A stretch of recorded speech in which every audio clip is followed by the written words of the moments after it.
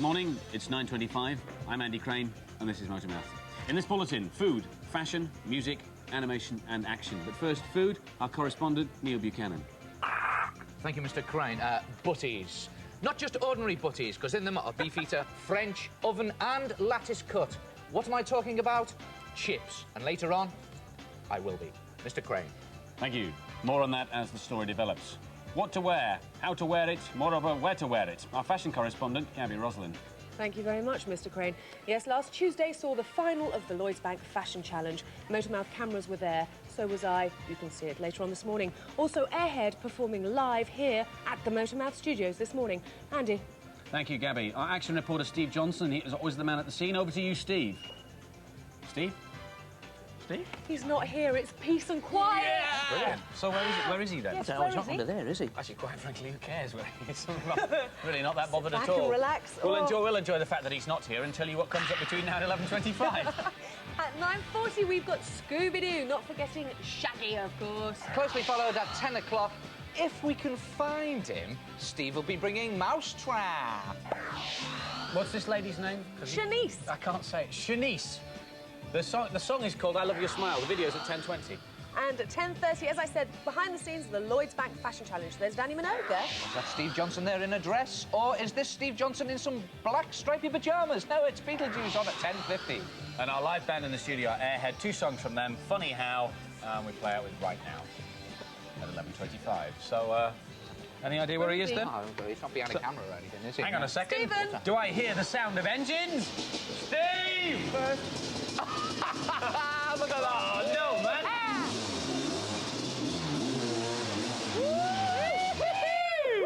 That's the way to enter the programme. Not bad, eh? This is Matt Coulter, known as the Kangaroo Kid. Hi, Steve. Thanks for bringing him in this morning. Now, not only is this man a quad bike stuntman, he's also a world record holder. Tell us, Matt, what are you a world record holder for? I'm holding jumping cars, 10 cars on one of these quads. 10 cars? Yeah. Well, you're not going to do 10 cars for us today this morning, are you? What are you going to do? I'm going to do 6 cars in your car park. Well, that's not bad going, is it? Now, I hope it's not going to be a disaster like the last time you tried to do a stunt on national television. Definitely Tell not. us what happened. Well, the run-up was a bit dodgy, and I caught a bit of a side wind going up the ramps, and as you'll see, didn't go to plan. Yeah, no, let's have a look at it, shall we? This is Matt here trying to jump a paddle steamer in a theme park down in Cornwall. Yeah.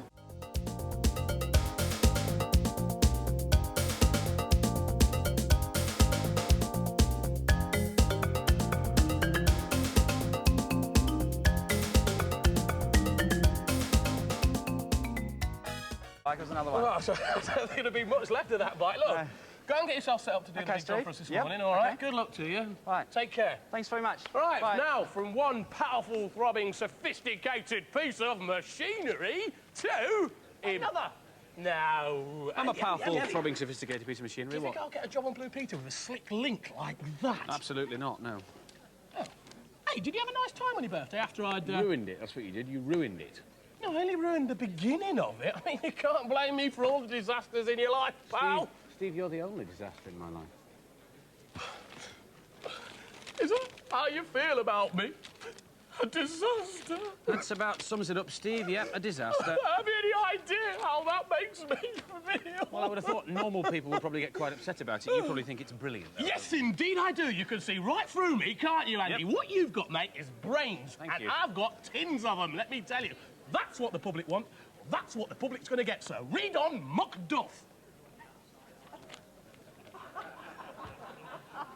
Thank you, Steve. Amanda Hussey is 8 3/4, writes from Yeovil in Somerset. Hiya. She says, Dear Steve and Andy, please send me a tin of brains. I need to give them to my grandma. Hey? Well, I've been a girl ever since I was born, but she always calls me my son. Yes. She gives us salad for tea when it's freezing cold. She gets up at 6:30 every Saturday to do her washing. Ooh. And she only cleans her false teeth once a week. You sure? You sure it's not your granddad? Yes, well, thank you. We'll send you a tin of brains. And also Kerry Walker from Barnsley. Hiya, Kerry. You'll get a tin of brains. She writes about her brother Liam. Yeah? She says, my brother puts my knickers in the freezer. So we'll send you How old is he? a tin of brains as well. He looked about 8 on the photograph. I know, well, I And don't think speaking we of should be reading photographs- out letters. I have just got enough time for a couple of embarrassing photos, like this one here.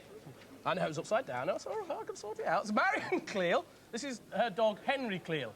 I think that dog's had a second name, actually. Obviously, that one does. No, that one does. It's probably left home by now. And this is from Claire Morecambe, who comes from Aberdeen in Scotland. She says, this is my brother Jonathan. This is his sister, you know, that sent that in. What's he doing asleep in a carpet shop? Keep him down in a carpet shop. I know, sad. Thank you for those embarrassing photos. Yes, Now, thank you. for the moment you've been waiting for. Find you. out if your rubbish is going... In the bin! Right. Wheel it in, boys! There's the Here bin. it is. We'll Where wheel did it it go? Come back wheel it in straight, would you? I know. Katie Toombs Put an from engine on this Birmingham bin. has sent, yes, and try and leap over a Paddison with it. Sent us a load of rubbish there. Ricky Tan, this is a tape that my little brother pulled apart, so he thought he'd send it in. It's absolutely useless load of old rubbish. That's going in the bin. That looked lovely in the bin, wasn't it? And Deborah Welsh has written. She's actually Claire and Russell Welsh's mum. They're from Basingstoke. I'm going to shoot this bin. And she's sent us all this. So time for all that rubbish to go in the bin. Yes, look at, doesn't that look lovely in there? Flicking it in. Ah, the Fabulous. win-win. If you have any rubbish lying around your bedroom that you don't need, send it to us and we'll put it In the bin. It's the 29th of February today, very special day, especially if it's your birthday, because it only comes around once every 4 years. Yes. We don't normally do birthdays at this part of the show, Steve, but as you only get a 1 in 4 chance of having a birthday. Why is that today, then? Because it's leap year, Stephen, 29th of February only comes around once. I shan't bother explaining. I'll do the birthday cards. 30 Claire! days has April, June Shut and up. February. Happy birthday to you. Lots of love from Mummy, Daddy, your sisters Gemma, Isn't it? Lisa, Nanny and Grandad O'Connor. Many happy returns. I'm confused.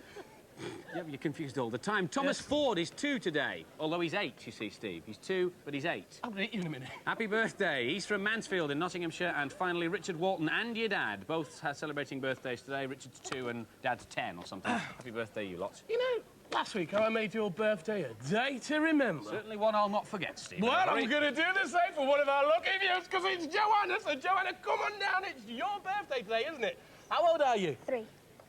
Eh? 3, Steve. You're a big girl for 3. Look, sit here, talk to Andy, try not to fall asleep. I've got something for you. Well, we just explained. Obviously, it's your birthday today because it's the 29th of February. So Joanna's birthday only comes around once every 4 years. So you're 12, really, aren't you? But you're 3, really.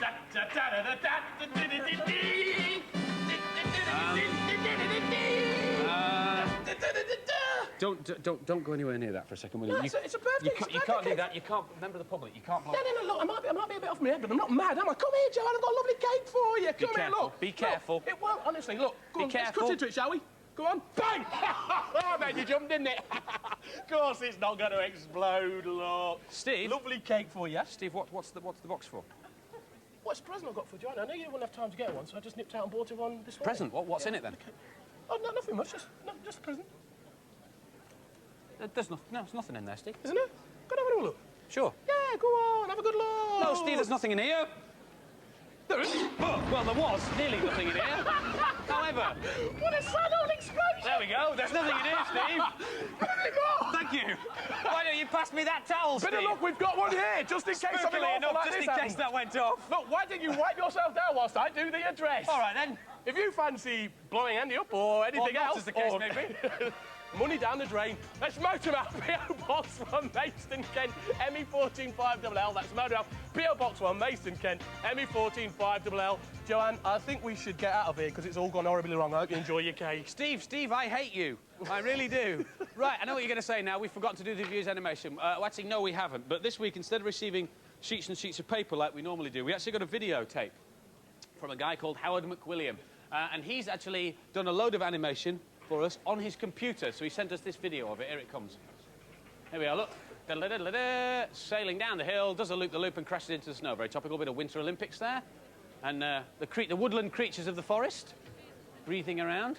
So impressed were we with this video that we actually invited Howard into the studio. Oh, he's here. Can't see. I've got some stuff in my eyes. Welcome to the programme. It's not the first time you've been on, though, is it? No, I won the Young Cartoonist of the Year 2 years ago. Right. Obviously, you've gone from being a cartoonist on paper to being a cartoonist on computer. Why is the quality not all that it might be on this video? Well, it looks good on the screen, but when you put it onto videotape, it's pretty hopeless. Which is where we came in. What did our technical bods do for you? Came in, put it onto good tape, and dubbed some sound effects on. All right. What's the little character called that we can see there? Patch? That's Patch, and he's the star of this animation, is he? Yeah. OK, then. Now on TVS Motormouth National Television, the world television premiere of, what's it called? Patch's Monday Morning Blues. Patch's Monday Morning Blues. We put some sound on this as well for you.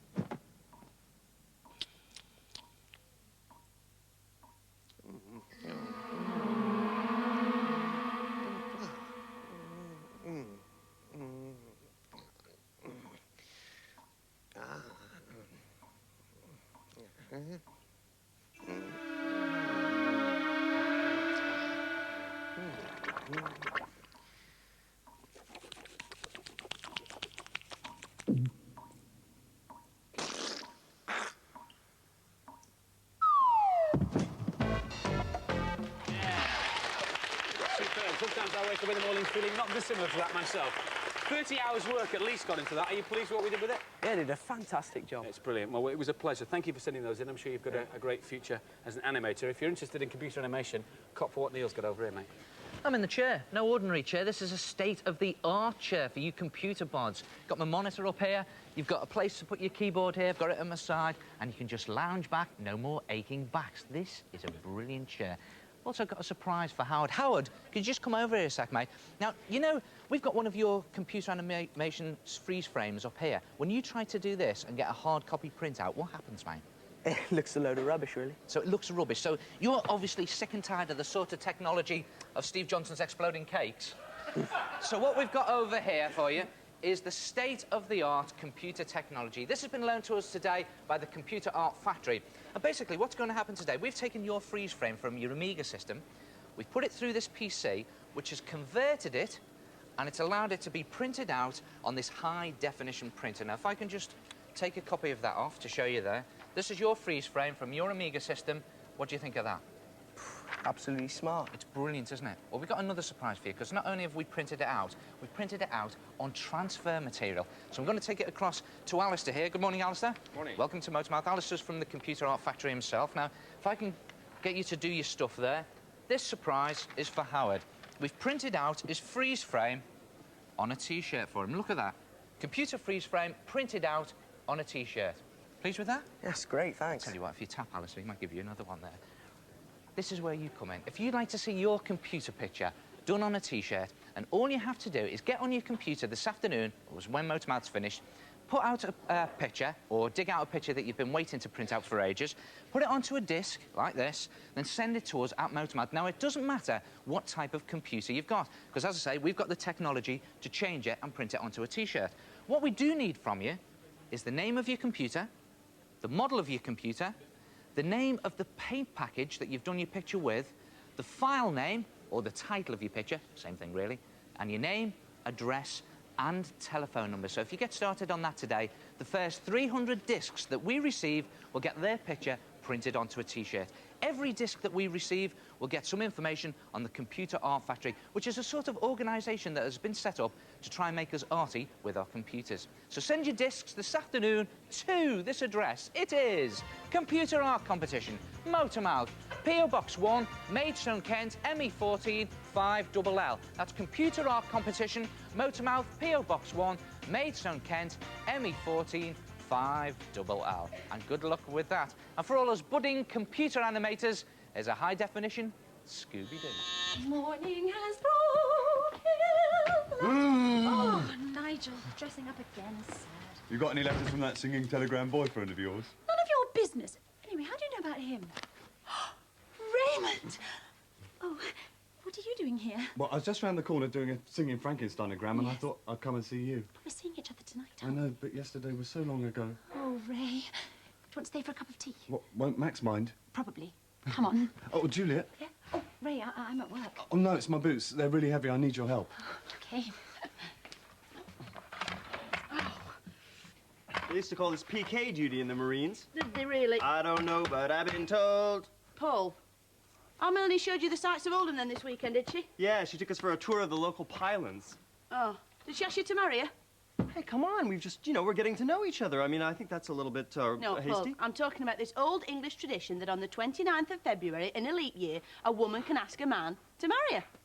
You English, you've got such wacky traditions. We don't have anything like that in America. Well, except for Groundhog Day. Have I ever told you about Groundhog Day? No, but I'm sure you're gonna do. Hi, Ray. Hello. I was just saying, it's very interesting about this women can propose to men day, you know. Yeah, isn't it?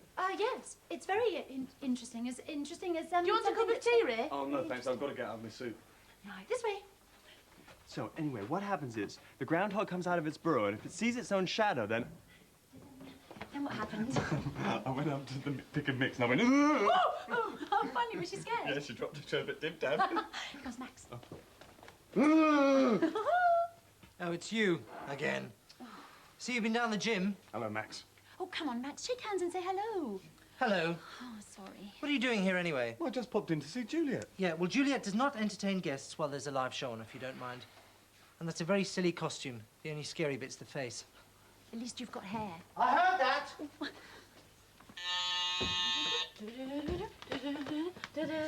Hello, pleased to meet you. Come in. If you'd like to sign the visitor's book, and maybe you three could do a bit of a paw print there. Bit of a paw print. It's Andy Crane that's looking after you this morning, and he'd like a chat with you in the lounge before you go on. Right, so if you'd thanks like to very much. come this way.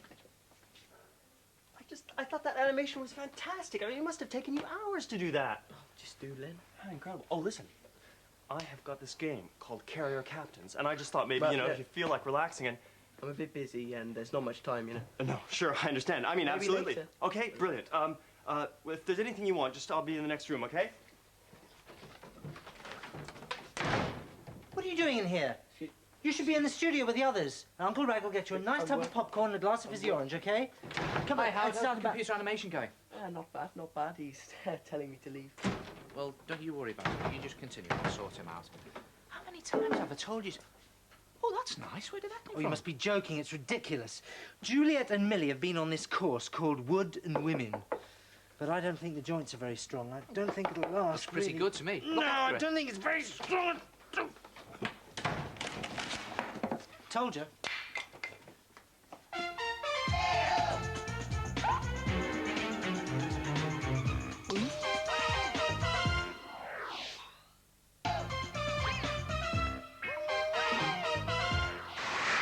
I don't know. It seems to be some kind of intermittent fault. It could beep at any time. What have you got that stupid hat on for? What hat? Don't mind him. He's barking mad. Oh. Sorry, Andy. I'll just... Right. Sorry. Andy and Claire, yes? Lovely. OK, just before we go on, I want to get a few things straight. What is Hearing Dogs for the Deaf?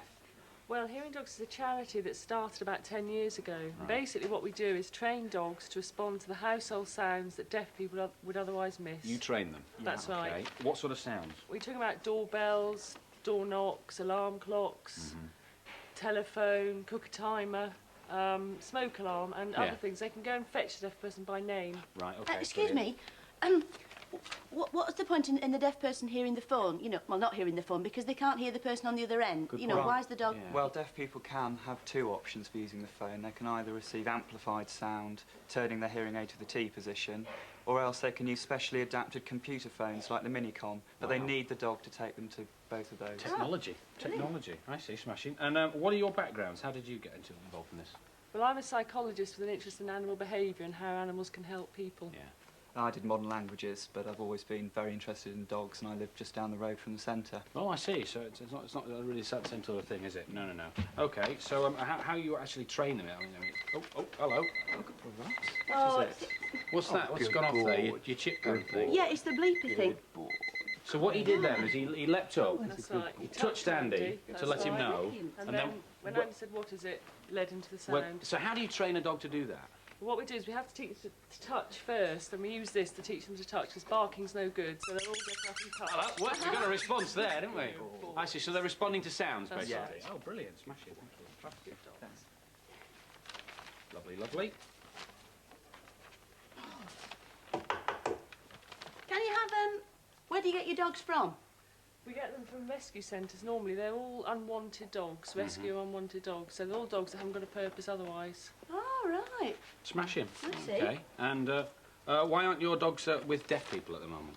Well, these dogs are demonstration dogs, so they belong to us and they travel around the country with us, showing everybody what dogs can do for the deaf. So they respond to actual equipment that we can set up for them rather than working actually in the house. But we're going to see Silver Whittle later with Digby, and that's a hearing dog that works in her home. Great. Lovely. Oh. Oh. Boy, right. What is it? Oh, it's telephone. Is he gonna go? He knows the phone, but he's not used to where your phone is. Oh, I see. Right. I'll So get it. reacted to the phone. Millie, get that. Hello, Motormouth, Millie speaking. Hiya, Melanie. You're right. Oh, good. You're at my mum's. Oh, no, Melanie, I don't want to speak to you. I don't want to speak. Hi, Mum. Yeah. You've been watching, have you? Yeah, and Steve on the bike. Well, I'll try. And Gabby, haircut. Well, I don't think I can mention those things, Mum, but yeah. Oh, Mum, I'll have to go because my boss is here. Yes, I won't be a minute. See, I'll have to go. If you just put Melanie back on and then... Yeah, OK. Mel, hi. Yeah, I'll go and get him for you. OK, just a minute. Andy, could you just keep your eyes peeled? Chip, sir. Watch the chips. Yeah. Fine, yes, OK. See, I think you'll find carrier captains very interesting. And it's also educational, too, in its own little way. Well, you play Captain Norris Rickenbacker on the deck of the... Oh, Melanie's on the phone for you. Oh, brilliant. Now, just make sure, you know, she doesn't ask you to marry her or anything Cut that like that.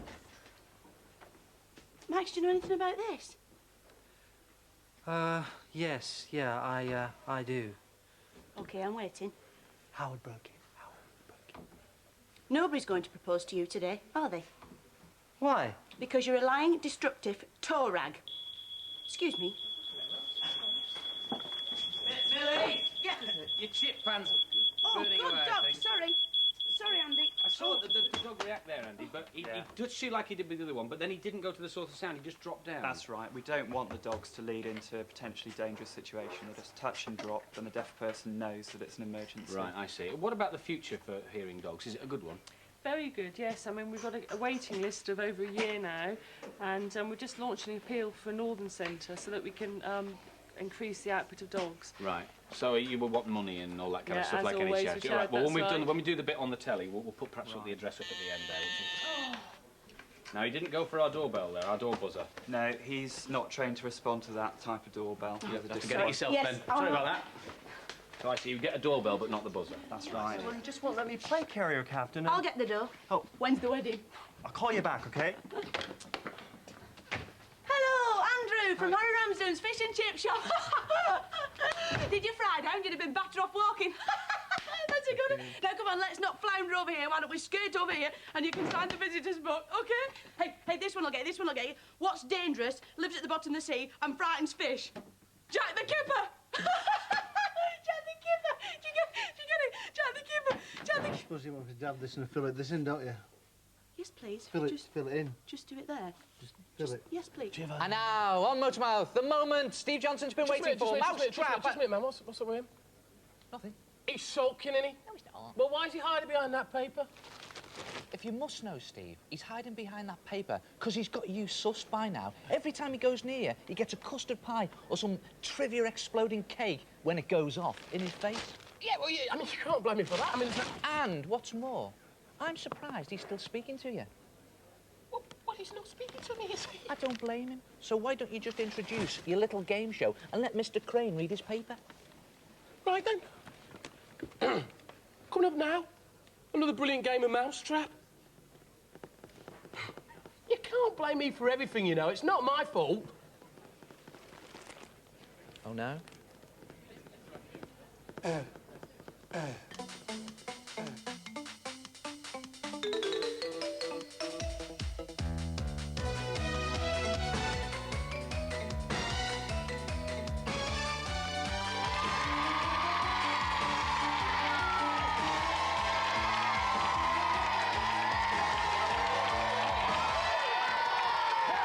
Yes! We're back with another brilliant game of...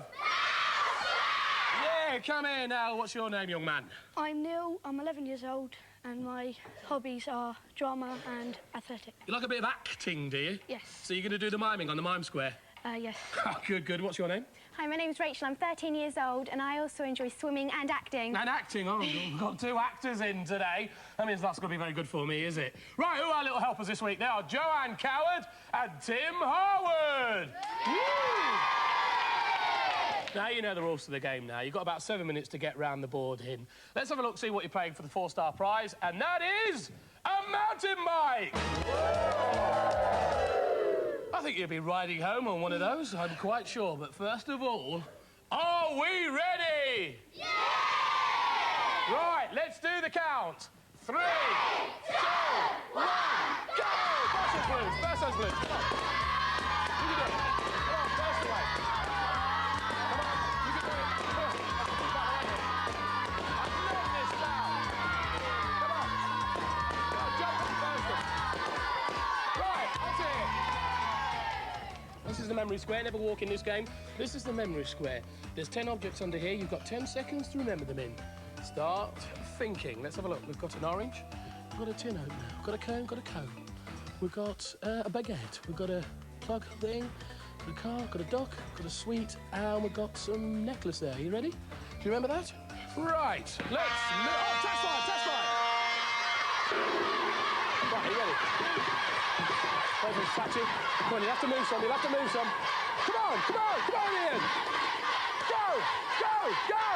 Yes, and back again, and back again. Up to here. Got a little game of golf for you here. I want 3 golf balls through the holes. Well, you knocked them all through there. There's 1. I need 2 more. 2, 3. Up to here. Right, you've got to work together on this one. Come here, come here, come here, come here, come here. What you got to do, right? You've got to work together on this one. You've got to tip the maze to get the ball from here into the middle. So pick up 1 corner each. All right. Talk to each other. Let's hope you've gone the right way. Yep. Excellent. Good eyes you've got. Down.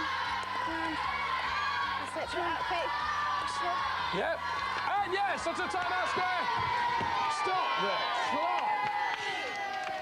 It looked like you'd been looking at that maze for about an hour and you'd only seen it for about 2 seconds. You did brilliant there. Let's have a look, see what you've won. You've won this Mr. Game game. Let's look down here, shall we? Now, you've got just under 5.5 minutes left to do the game in, so you're doing extremely well, so just sit back, relax, and you'll be taking home those mountain bikes. Are you ready? Go. I want 2 hoops over each pole. There's 2 green ones there. Go on, so you get another red one over. And just do the yellow one. Yeah, onto here. Too easy for you, this one. Right. This is the memory square. I want you to tell me 4 things that you remember off that memory square. Cone, necklace, orange, and the cone thing. The cone thing is correct. Under you go. Go on. Just crawl under. Crawl yourself under there. Come on.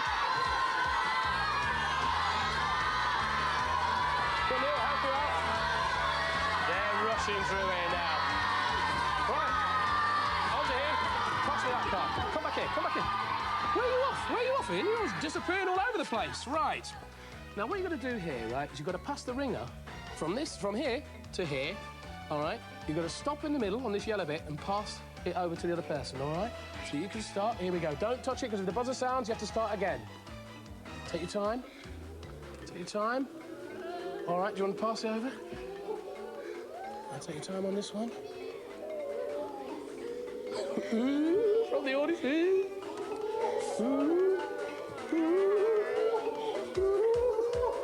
Yes, that's a timeout square. Stop the clock. Did you think the audience helped you then? So, all the way through there. Well done. You're down to this end. That means you've won this brilliant camera outfit. You've got 4 minutes left. You've got literally hours. So, let's get going. Over you go.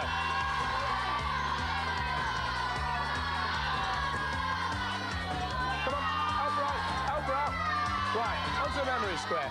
Onto this one. This is the mime square, I mean. Now, I'm going to ask you to mime different types of water sports or things that travel on the water. All right, that's miming. That's no noise. So stop breathing. Right, here's the first one. Rowing. Rowing is correct. What about this one? It's not so easy, is it? Come on, think on your feet. I thought you were an actor. what they do in sort of the gondoliers, isn't it? Oh. What do they do? They do it at Cambridge as well. Do you know? No. Come on, you know, when people do this, when people do that. Oh. It's punting. Punting, there you go. What about this one? What about that one? It's a big clue, that one, wasn't it? What's that one? The touch one. Come back here.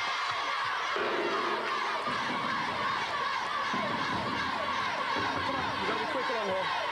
You've got to be very quick. Go! Come on, go! Yes! And back again, all right. We've just got the last one done. We've got the water skiing, so that's this next one. What do you think this is? Oh. What they do when they stand. Oh, what's it called? I don't want to help you too much because you've got plenty of time. Come on, the people do it, and they've got a big sail. What? It's sailing. It's not. It's like sailing, but you're standing. It's like surfing, but what they call it? Windsurfing. Windsurfing is correct. No. You still got one more. What about that one? That one's not so easy. And you see in all the sorts of ads where people are sitting there and it's like a think of a 5-star prize. What's it called? Come on, it's like a bike. Pedalo. Pedalo is great. Let's move on. Right. I want 3 in each of the 3 bag bags in each of the nets. Got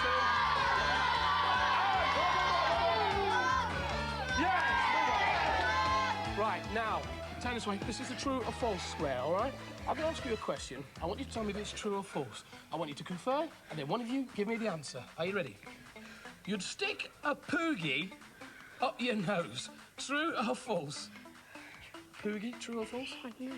Come on, tell me. False, yeah. False. Unfortunately, it's true. It's an Indian nose flute.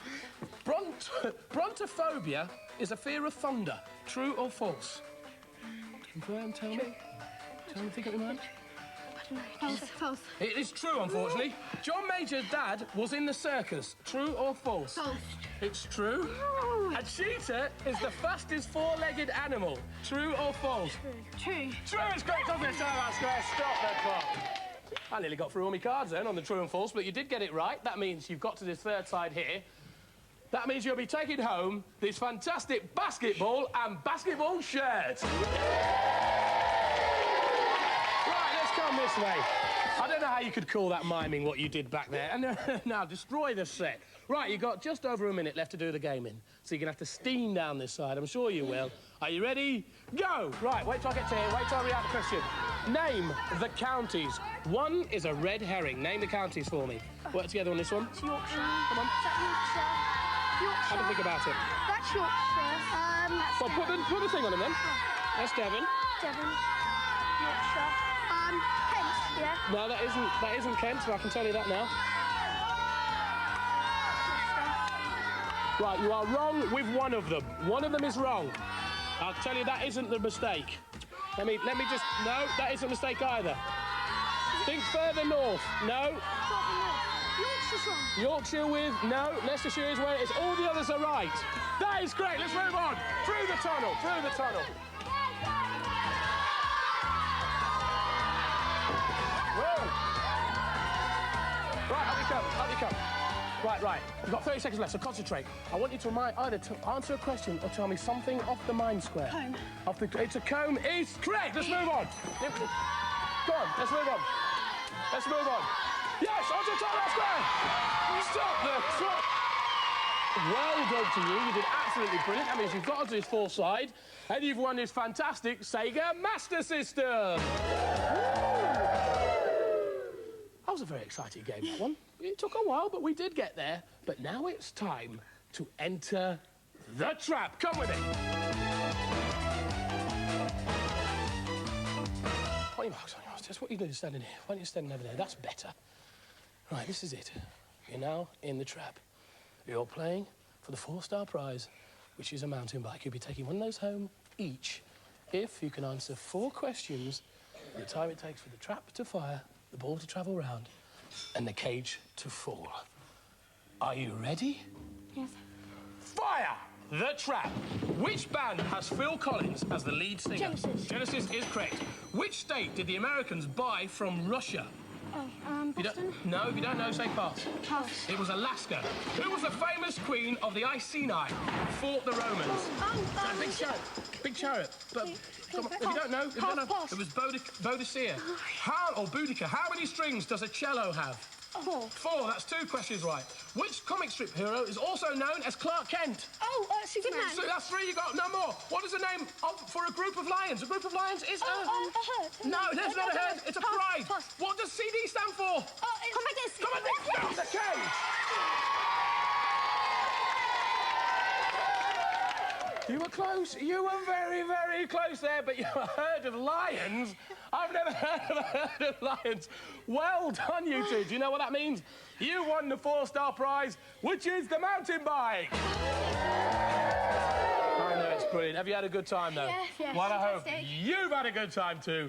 We'll see you again next week with another brilliant game of... Thank you very much. Look, have a look at this. Have a look at this. Goodbye.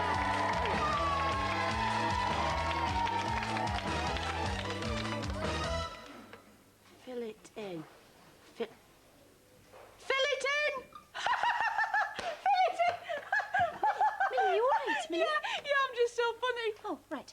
Now listen, I want to talk to you about this February the 29th tradition. Yeah. Okay, I think it's grossly unfair that the man gets 364 days in the year where he can... Propose. To the woman, and the woman only gets 1 day in the year where she can... Propose. To a man. What do you think?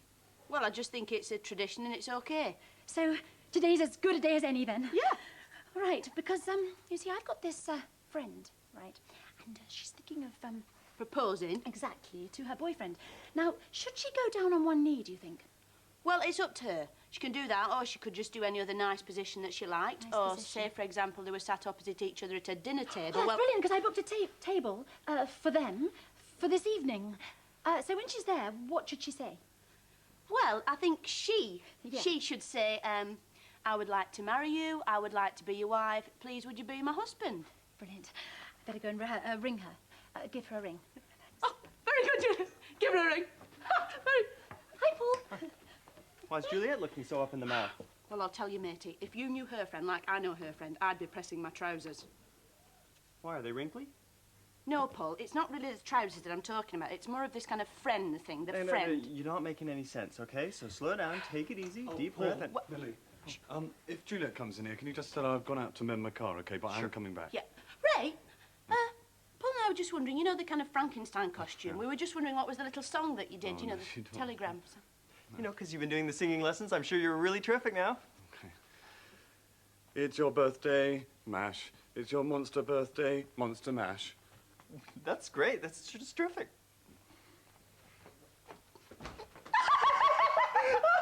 Oh, and I've left my suit upstairs, all right. A match made in heaven. Hey. Got something in your eye. This may come as a surprise, but I think it would be environmentally friendly, financially viable and mutually beneficial if we were to get married. Because I loved you.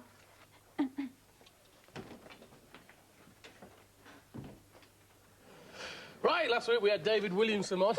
I hate it when I start doing these, because you lot always laugh at me. Right. We had David Williamson on, who is a very funny magician, and he had a couple of these to give away. These are executive magic packs. Well, luckily, we've got a couple of winners, because they are Kelly Botham, who comes from Filey in North Yorkshire, and Scott Rogers, who comes from Hornchurch in Essex. Andy. Well done. We haven't got any winners yet for our Alton Towers Ghost competition, but we will have in about 1 week's time. If you would like to design a ghost, remember we had John Wardley in last week.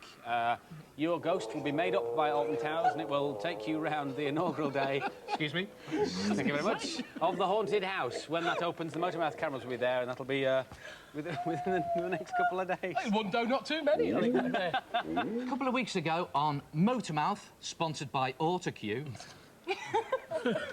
And he took up 1 minute 15 of network airtime to have a whinge. Then he came into work on Monday this week behind the scenes and started complaining again. First time it was football, now it was cricket. No, not whinging. Merely saying that I don't think it's cricket to play in the World Cup in kind of yellow with your name written across the back of Australia. I like it. I think it's showbiz, man. No, it's not traditional. Looks That's all. lovely. What about the fluorescent ball? Because you need the fluorescent balls in the lights. You don't play When they're playing at midnight and stuff like that. All right, it's enough. And you know who they are, don't you? Because you Guys. just see both of them, it's just a bit of a fat geezer. But when he's got it written all over his Sorry, I back... didn't quite realise they were going to argue like this.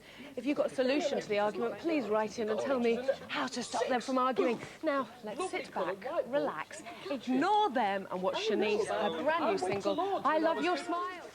Hey, Howard, listen, I've just spotted a malfunction on this mouse, and if it goes wrong, that bit could fly off and hit you in the eye. So I'll tell you what, I'll give it a complete overhaul, and why don't you just take 5, have a tea break? Now, don't try and thank me. Juliet, did you speak to your friend? My friend?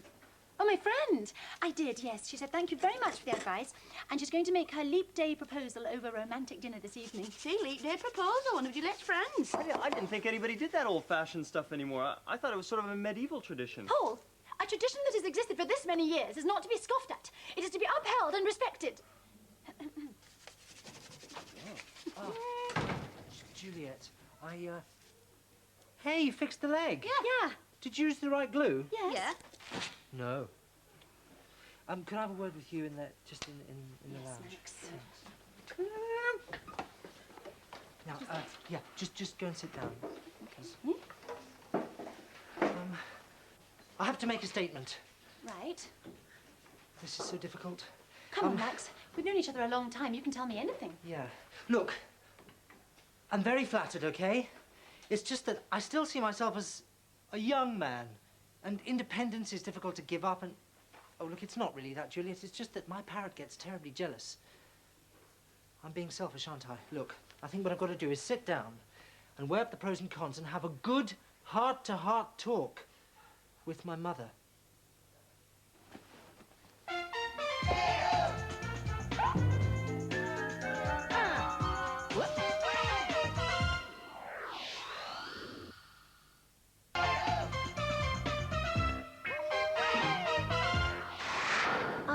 Juliet Matilda Nichols, take thee Raymond Augustus Moses Oxley Topping to be my lawfully wedded her. What are you doing? Just practicing something. Why, are you getting married? Eventually. You're going to propose? Thinking about it. You need some help? Yeah. Well, I've never actually done it myself, but come on, we'll see what we can do. Come on. Commander Norman M. Rickenbacker, deep in the heart of enemy territory. Will he ever make it back to the USS Michigan? Oh no, his port side engine flames out! Mayday! Mayday! The Eagle is upset! The Eagle... Hi, Cabby. You ever played Carrier Captains? It's very realistic. Juliet! Commander Paul's gone. Max, I've got one thing to say. I've got my confetti put by. It's a funny place to keep it, up your nose. Anyway, I wouldn't hold your breath because, certain grooms have not agreed to certain proposals by certain brides, if you get my drift. Yeah, I do get your drift, but I'd just like to say that from her point of view, I think it's a very good move. It's come at the right time in her life, and I just think it'll be very good for her. Oh, yeah, well, there's no doubt about that. I mean, it's a very good move as far as she's concerned. Very good indeed. But what I want to know is where does the groom stand? Groom stands next to the bride. No, Miss IQ. I mean, where does the groom stand in the situation? Well, let me tell you, I bet he's rubbing his hands, because for starters, she's got that lovely cat, and then there's 50 grand stashed away in a secret bank account. A lovely cat. Be mutually beneficial, financially viable, and Juliet, environmental... stop. That's not right. There's no romance and hearts and flowers. Daddy, that's the bit I find hard. I have difficulty with the L and the M word. You mean love and marriage? Mm-hmm. Well, it's not that difficult. Listen, here's a good tip, okay? Somebody told me to do this. Close your eyes and imagine the man of your dreams, okay? Right. Imagine he's standing before you and just say, I love you. Go on. I love you. I love you. I love you. I love you. I love you. Love you too. Gab, I need you in the studio. I'm coming. Listen, just remember, close your eyes and say, I love you. Right. Come on. This may come as rather a surprise, but I've realized for some time now that I've been in love with you. It's February the 29th, and I'd be very grateful if you'd be my husband. Please, will you marry me? Yes. Over the past few months, we launched the Lloyds Bank Fashion Challenge, and the final took place last Tuesday. I was there, so were the Motormouth cameras, and so were the winners. Congratulations to everybody there. We thought we'd show you the designs again as they came into us here at Motormouth. This one was Daniel Barry's design for Madonna. You just saw that. That was her party outfit. But we thought we'd show you this one, which was the outfit to visit the bank, and that was all made out of silk, pink, white, and red silk. That's beautiful, that one. And also the one that you just heard me talking about, the Grace Jones one, it really was made out of Financial Times. This was Jane Hall's design. Now, the reason they had to make it out of the real newspaper is because they couldn't find any material that actually matched the Financial Times, so they used the real thing. So don't go out in the rain, Grace, in that one. And here's the other one that was designed for her, see-through. Oh, well, say no more, eh? And this one, which I'm going to say was my favourite one of all, and this was Anna Peacock's design for Yvette Fielding. The dolphins on the shoulders, absolutely beautiful and sea blue, and they're the autumn leaves designs for the visit to the bank manager. Congratulations to all of you, and I look forward to it next year. Well done. Andy? Thank you. It's a great day, the Lloyds Bank Fashion Challenge. I went a couple of years ago. Really enjoyed myself. If you're sitting at home at the moment watching Motormouth, you're probably taking it for granted that you can hear everything that's going on the programme. But if you were deaf, you wouldn't be able to hear anything at all, and that's how the programme would look. This is Sylvia. Could you hear what I was saying, Sylvia, then? Yes, I can understand you. I'm very deaf, but I can lip read and I have a hearing aid. So with the two together, if I can see your face clearly, then I know what you're saying. And it's better for you if I speak slowly. Slowly. And who's this? This is Digby, my hearing aid dog. Hearing dog. Well, if you've heard of guide dogs for the blind, but what a hearing dog does is do things for deaf people that you or I might take for granted. Picture the scene. It's, early in the morning. You've set the alarm clock to wake up. But if you're deaf, you can't hear the alarm clock. But a hearing dog can. Just watch this.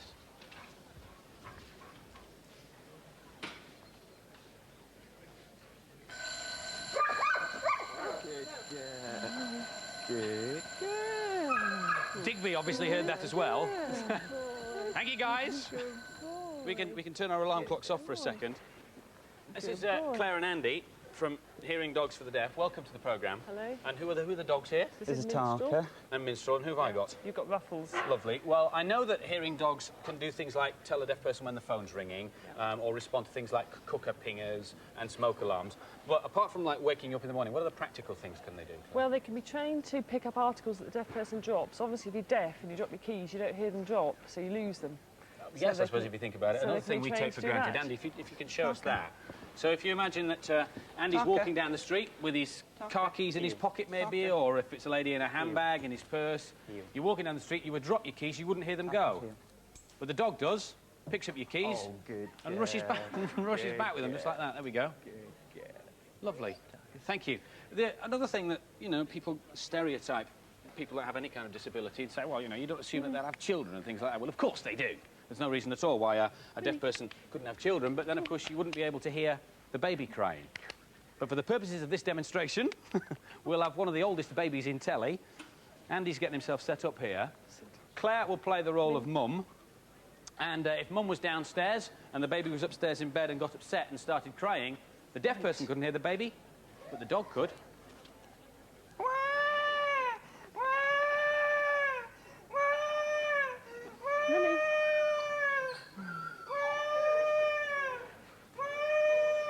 You're going to get Mum, Minstrel. Come on, Min. Go and get Mum. Let Mum know that there's something wrong. Boy, what is it then? What is it? Good boy. And then show Mum that it's the baby. Good boy. Brilliant. And the most important thing to do with these dogs, because obviously they're not performing tasks that are of any use to them, is presumably lots of praise, and a nice little reward, which is lovely. So we've got two of the dogs over here, but you left one over there. How are we need to get him back? Right. Come on. Actually, he's far more interested in the popcorn that's all over the studio floor. You just let him go, and he should hop over here like that, because, of course, he's trained to respond to the squeaker sounds like that. Thank you very much indeed for coming in and giving us the demonstration. OK, lovely. Thank you, Minstrel. Thank you, Ruffles, and Tarka. And thanks to Claire and Andy. So those are the tasks that hearing dogs can perform, but Well, is it any use at all? Let's ask Sylvia, because she's the lady who knows. Since you've had Digby, how has your life changed? Be quiet. Since you've had Digby, how has your life changed? Yes, Digby has made all the difference to my life. He has given me back my freedom and self-confidence. He's a noisy beggar as well, isn't he? If I was in the house alone, before I had him, I had to stay in one room and watch for anybody coming to the door. But now, Digby lets you know. Now I'm free to do as I like, Lovely. and Digby will tell me. So he's given you a lot more freedom in your life. If you would like to get involved with Hearing Dogs for the Deaf, you can do puppy walking, you can, if you would like to apply for a dog or anything, here's the address that you should write to. It's Hearing Dogs for the Deaf, London Road, A40, Lucknow, Oxford, OX9 5RY. So you give them a call on 0844 53898. Thank you very much indeed for taking that away before I'd finished the number. 0844 53898. Many thanks to you, Sylvia, and thanks to our Hearing Dogs for the Deaf and Digby, you noisy apron. No, I'll have to go. I'll see you after the show, yeah. To you two. Neil, Go away. Does Nicky do all the washing up and the cooking and everything? No. What's it to you? Well, not you. I just want to ask you, do you have to give your wage packet and everything? Did you take all your money? Mind your own business. No, I'm talking to Who someone pays for the breathing wedding? down my neck. Did you pay for the wedding? No, it's not a girl. Traditionally... What's it to you? Will you just mind your own business and go away? No, not you. What's same to you? Listen, I want to talk to you about married life. Ask her. Oh. Hello? Oh, I know. He's like that here as well. Yeah, I just don't understand. No, she said, it may come as a surprise, but I've loved you for a long time, and I want to get married. Well, what does she want to marry you for? Well, I had my Captain Carrier outfit on, but I don't think it can be that.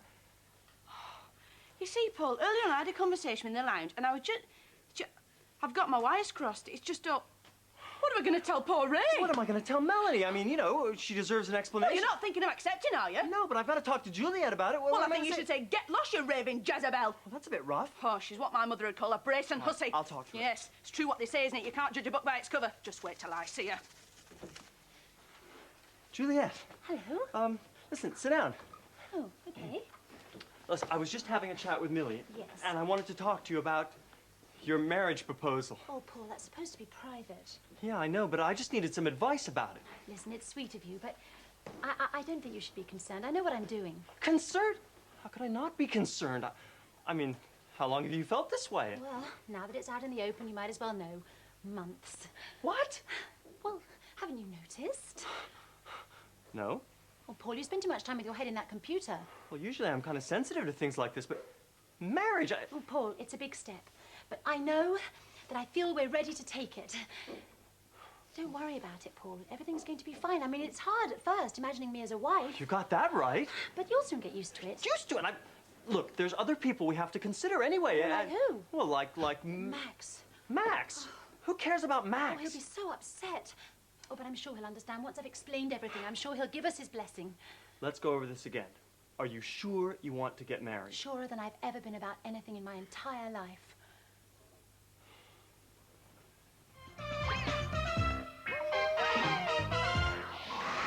Hey, them deaf dogs we just had on were good, weren't they? Can hear really well, can't they? Well, it's the diet, you see. Hey? They eat a lot of raw eggs. With pepper. Oh, no, I couldn't eat that. Hey, what's on next? Hey?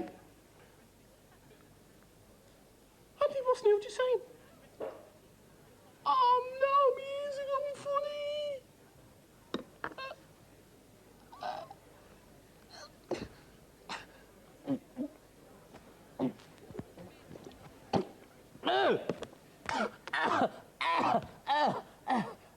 Did it work then? What did he say? I think he said Beetlejuice is on next. Oh, good. Turn it up, will you? Take a look at that list, Max. No, I got mine upstairs. Max, all right. Let's get this all out in the open. Now, just because Juliet has secretly fancied me and proposed to me, goodness knows why, you're giving me the... What you said? Who cares about Max? Who cares about Max? That was out of context. There's Now- no such thing as about out of context. Who cares about Max? It speaks for itself. You, I know what you're up to, you colonial Casanova. Oh, that is totally ridiculous. Juliet and I You're were- just trying to take away my woman.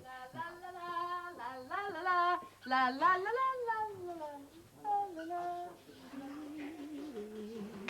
I've never been in love before. Juliet, will you put Max out of his misery? It's Well, I'd like to, Paul. it's What's you the matter with him? forever. You know, explain to him But this what is you told me in why there. that's all too What? strange. You know about marriage. About what? Marriage! Song and Max. advice. Marriage? Well, I'm deeply flattered and faintly amused and touched. But I'm afraid I'm already promised to someone else. Tough luck, pal. How can you marry him? Paul? I'm not going to marry Paul.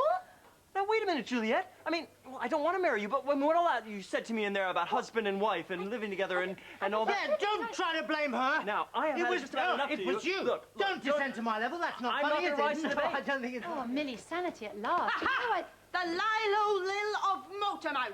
Now, could you please explain to me what's going on with you and Paul? If somebody would let me, I would. Nobody listens to me. There is nothing going on between me and Paul. I already have a boyfriend. Yes, but one isn't enough for you, is it? You need two boyfriends. You've got Ray up there, now you've got don't. Paul. in your pocket. Now, Juliet, you know, I don't want to get uptight about this, but I think you should give me an explanation because you can't trifle with my Paul, emotions. I'd like to explain, but I really don't know Look. what you're talking about. You can shut up for a minute and you can explain why you said to me in the loo, I love you and I want to marry you. Excuse me, three of you, all three of you. That's not I want to know the What exactly she went down around. She went about Melody.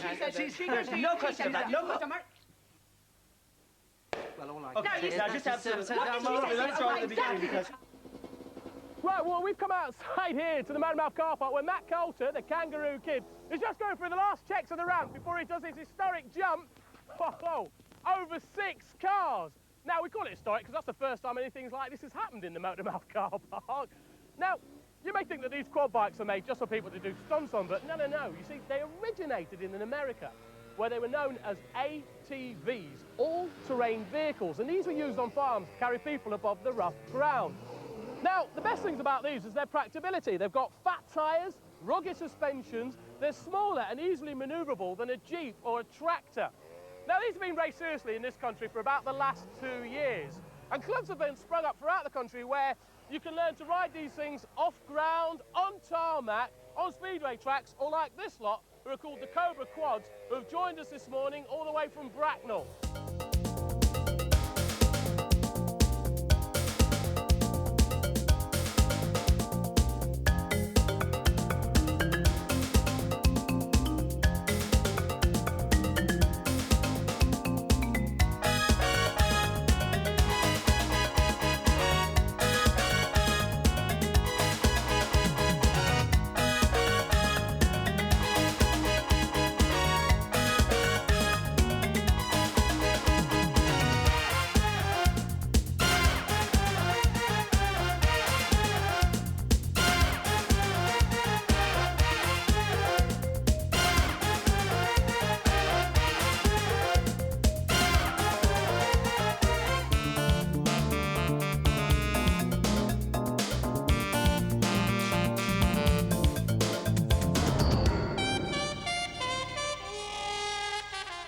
This is Sarah, one of the women riders from the Cobra Quad. Sarah, Hi. what made you get into quad biking? Basically, I started going to the meetings with my dad, and then a few women got together and decided that they'd like to have a go and got the club to arrange some ladies' races. So how good are you then? As good as some of the men, not like that they like to admit it, but How long have you been doing it? about a year and a half now. So it doesn't take you very long to actually learn how to ride the things then? No, it's basically picking up the confidence and learning how to use the machinery correctly. Now, if I wanted to take up quad biking, or any of our viewers, how would they start? You can go to like any dealer and they'll be able to give you information. So how much are they? They start off new, about £3,000. That's a lot of money. Can you do it any cheaper than that? Yeah, you can buy second-hand bikes and they start off at about £1,000 to have a decent one. So you'd have to keep up a lot of your paper rounds then, wouldn't Yeah. you? All right, then see your goggles on. You better go around for a couple of more burns. All right.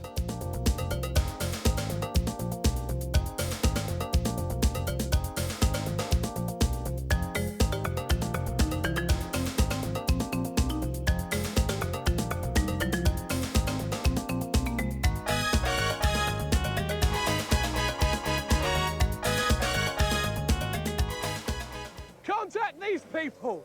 The Autocycle Union, Wood Street, Rugby, Warwickshire, CV21 TYX. That's the Autocycle Union, Wood Street, Rugby, Warwickshire, CV21 TYX. These people are involved in all kinds of motorsport. Now, I've been spending the last 5 minutes telling you all about quad biking. It's about time I blagged myself a go. So, Glenn, lend us your bike. Brilliant.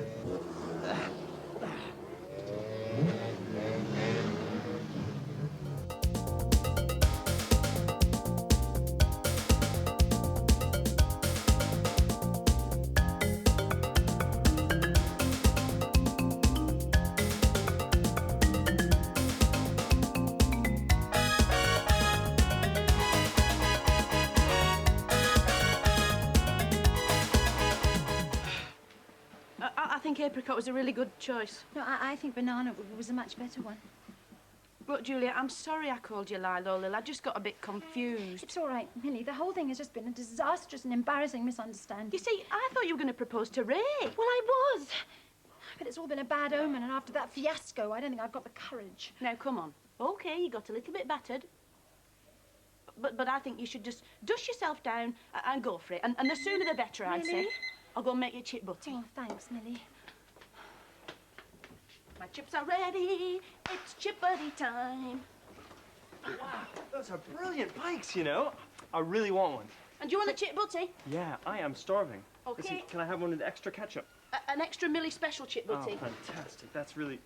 Oh, see you later. Excuse me. Now, just get this sorted out. No, It's I'm silly. just Just doing get my it own sorted out. time. Max, I just wanted to say that no hard feelings, and I'm sorry. I forgive you.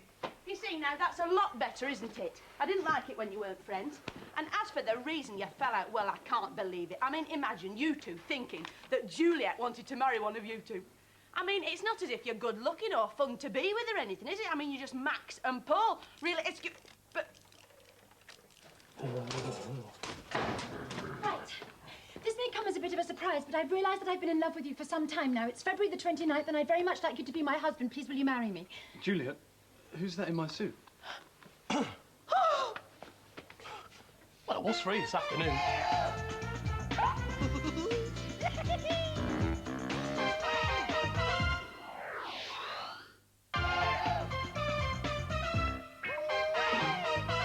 Why don't you dip a chip in my head? Oh, thanks. I didn't mean it, Paul. All right, now, come on, Max. Help us. Open the door. Open the door. Come on.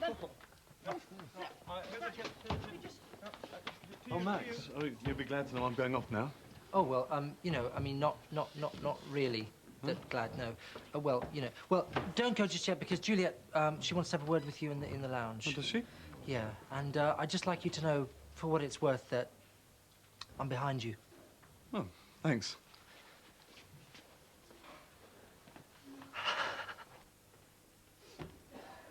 Oh, Juliet.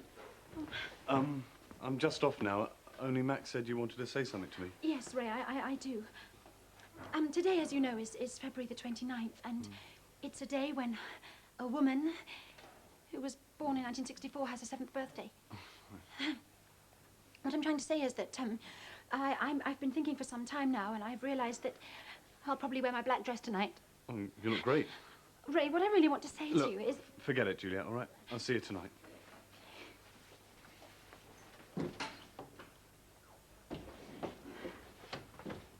Juliet. What? Will you marry me? Yes. Yes! When I was at school, happiness to me was waiting for lunchtime so I could hang around the school gates with a nice bag of soggy chips. Well, since I was at school and since the first chippy opened in Yorkshire in 1876, the humble chip has come a long way. Now, I've noticed in a lot of readers' polls in teenage magazines, people cite chips as being their favourite food. A lot of people do. So we thought for all us chip freaks, and that's most of us, today we'd have a chip review on Motormouth. Now, we've got a load of chips in the supermarket, so to help us out today, we've got chip expert Andrew Harding from Harry Ramsden's, which is perhaps the most famous chippy in the world. Probably. All right, before we get into the chip review, let's introduce our motley crew of chip reviewers. Look at that lot, eh? Ah, very there we are, finest. all the fat freaks over there. OK, well, let's get into the chip straight away. So here we are. First off, we've got the crinkle cut chip. Now, Andrew, a lot of people say that that is the worst chip for you. Is that correct? Yeah, basically that's because the actual surface area is a lot greater on this chip, and they've got little steps which catch all the fat. And that's what makes it nice and soggy. So what you're saying is if you pull them out and stretch them out, you'd have a long chip with a lot more fat than the ordinary You would chip. have, yeah. All right, let's see what our chip reviewers think of that one. Marks out of 5, please. Gang. That's all right, we've got all day. That's not a bad score at all there. OK, and on we go. The next chip is the Beefeater or Steakhouse chip. Now, Andrew, I would say that that was the nearest thing to the good old-fashioned chippy chip. It tries to be. This is what the steakhouse has brought out to try and look like fresh chips at home. Unfortunately, because they're frozen, as you can see, they go nice and mushy inside. So that's the tip, not freeze them at all? That's it. I was going to say they remind me of Mum's chips, but she doesn't freeze them, and they're good chips. What do our reviewers think of that? Ah, not as good this time. OK, on we go. Next chip is, now the good old French fry. Now, these have become more popular because of the advent of the American fast food chains. I don't understand why we have the American fast food chains and yet they're called French fries. Well, as you know, Americans pinch most things anyway from anybody else. And originally these were called pommes frites, which is the French term for it. And all the Americans did is just drop the pommes and just call them fries. All right, let's see what our little pommes frites eaters over there think of them. Oh, I can't find... Hang on, I can't find 4. 4! So, obviously... yeah, obviously frequent the fast food chains. All right, good score there. Let's go on to the next lot, which are the oven chips. Now, does it make a difference if you bung chips in the oven, grill them or fry them? Well, obviously, you lose a bit of the flavour for them. In the manufacture of these, they actually take 30% of the moisture content out of them. We call them sucker chips. Sucker chips? Yeah, because when you put the vinegar on, they go like that. They do, don't they? Yeah. They sort of explode and fall apart. All right, let's see what the gang think of the oven chips. Thumbs down. OK, low score there. Let's keep going. On to the next lot. And we have... now these are the new ones, aren't they? The microwave chips. Stick them in the microwave for 3 minutes, and there you have good old chips. Are they any different, or are they the same as oven chips? Well, the process with that one is they actually take 70% of the moisture out of those potatoes. So we call them super sucker chips because they're more sucker... So, yeah, I've always noticed when you put the vinegar on there, it just disappears and you keep having to put it on. That's it. All right, what do you think of the sucker chips or the super suckers? Oh, not too bad. Not as bad as I thought they were going to be. That's all right. 15. And on we go. Now, look, these are sort of twisty chips and lattice cut chips. Now, are these real chips or are they just novelty? They are actually real chips, and they're done in a special process, which is supposed to be the biggest breakthrough in history, where they actually fire the potatoes down a gun, and as the gun goes down, it swivels. When the potato hits them, it just goes like that, and it comes out the potatoes. They're nice little spirals like those. So they are, in fact, real chips? They are real potatoes. OK. Let's see what our gang think of the twisters there. Twisters, Andy? Yes, fan favourites there. All right, then, that was a good score. OK, so at the end of the chip review, let's see what the results are. In second place, we've got the microwave chips with a score of 23. Well done. All right, well done, the micros. But the winner, according to our panel, are the French fries with a score of 26. Now, that does surprise me. I have to say, though, no matter how you cook chips at home, you can't get them to taste like the good old chip shop chips. And that's because, well, you have different ways of cooking them, don't you? Especially with the equipment. Yeah, with the Harry Ramsons, we use a peeler like this, where we put the actual potatoes in, which are always fresh potatoes, and they rumble around like that, and they come straight out of the rumbler. Usually about 30 seconds. So it's just really scrape the skins off them as opposed to peeling them? What you do is you actually just scrape the skins off. You hardly lose any of the contact from there at all. It just takes the top of the skin off. And where do they go from there? And then we use a traditional style chipper here, which we put them in. I used to spend hours watching these in the chippy. And you get really nice big chunky chips out the bottom of there. OK, chunky chips. And where do they go to next? The next to go into this is a Forigo frying range we use in Harry Ramsden's, which are one of the most up-to-date in Europe. We put the chips in there, and they come out. I love that sound. Like I love the sound when you put them in and go... And look at that. And they look like... Perfection spuds. Now, as I was saying there, it doesn't matter how you cook them at home, you can't get them like the good old chippy chips. But how do you get them near to them? What you can do, the best thing to use is the fresh potatoes. These are Maris Piper potatoes that we use in Harry Ramsden's. I'll say that again. Maris Piper. Maris Piper. Why Maris Piper? The reason the Maris Piper is because they hold firm when you cook them. When you cook chips, normally you break them open, they're always flour and powder. All right, remember that one, the Maris Pipers. The Maris Piper potato is the best potato to use. Yeah. And we would advise, if you're going to cut the chips, is to use one of these cutters at home. It saves having to use a knife, it's a lot safer, and you get the nice chunky chips there. Your hands don't go anywhere near the blades, it's a lot safer. I notice you haven't got an old-fashioned frying pan. No. We would always recommend that you use one of these modern frying techniques. The reason for that is that these are hermetically sealed lids that you put the chips into. And basically, once they're done, you can knock that on the floor, the fat wouldn't go anywhere, it stays in the pan. And what would you cook them in? And we would always cook them in beef dripping. That's the we secret, always isn't it? cook in beef dripping at Harry Ramsden's, and that's the secret of the good chips. What about for vegetarians? If you're going to use vegetarians, then you can use nut oil or groundnut oil or any type of vegetable oil. Andrew, thanks very much for letting us into the secret. If you are frying tonight, please be careful with the chips because it can be dangerous, or get an adult to do it for you, or better still, go down the chippy, like I do. But I'll give you a tip. Whatever you do, don't take Steve Johnson.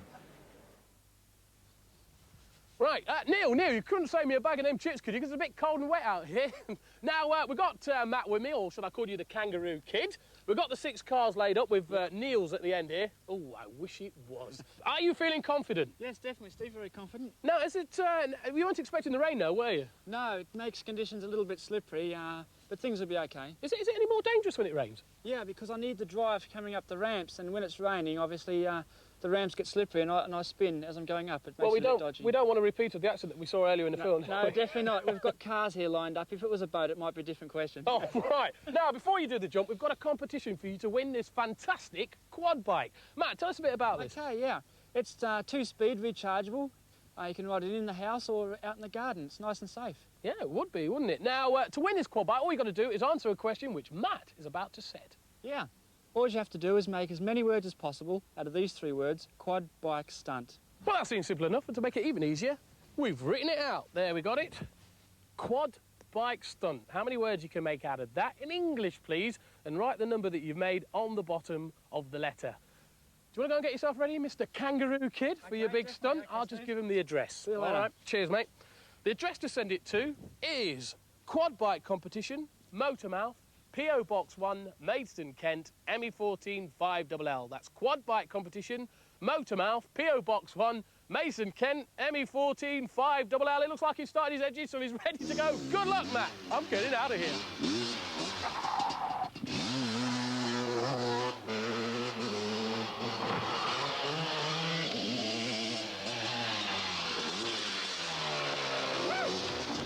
Oh, yes, that was fantastic. I think we deserve another look at that, actually. Yeah. Can we get that on slow motion?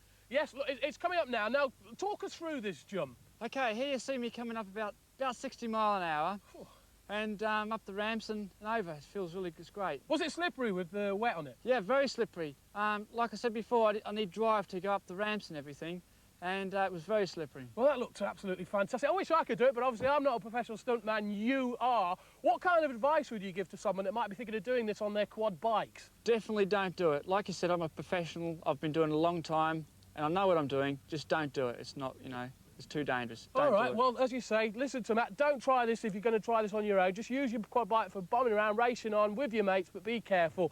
Thanks very much for coming in, Mr. Kangaroo Kid. That's now, Steve.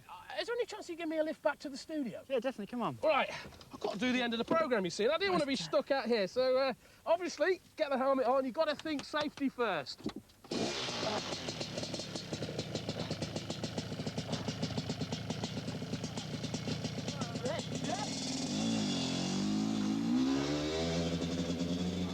Brilliant, good stunt. It's brilliant, wasn't it? Can you please do more items about chips?